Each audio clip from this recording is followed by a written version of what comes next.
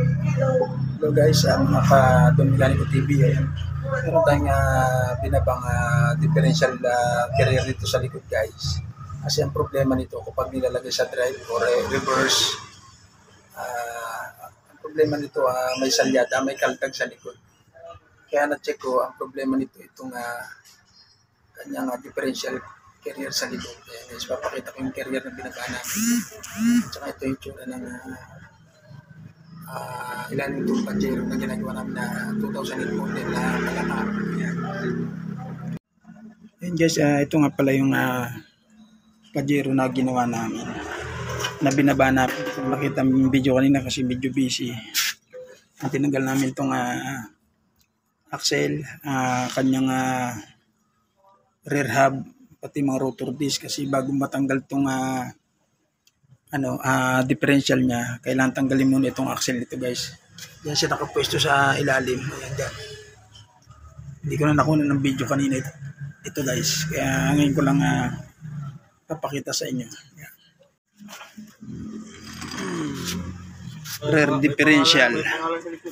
Oo, may pangalan yan. Rear differential ng Pajero. Ito yung part number.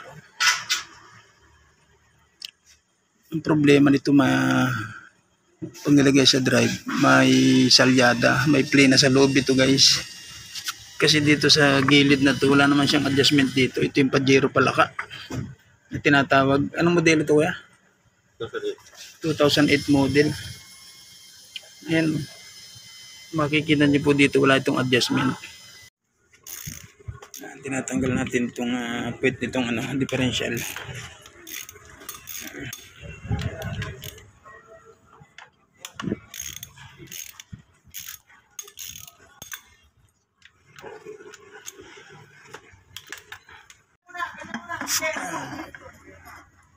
Ayan po yung tsura nito.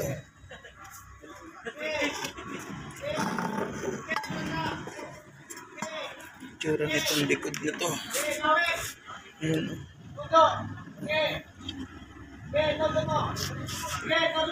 Kalo-kalo mga doon sa harap. Okay. Laki po talaga ang play sa loob.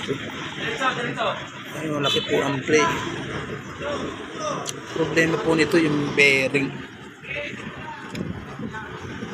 Nabuksan na rin po ito guys. Problema kasi nito, wala siyang adjustment dito sa gilid. Makikita niyo po, wala siyang adjustment sa gilid. Palitan ng bearing to. Kung walang makuha ng bearing, palit siya ng buo.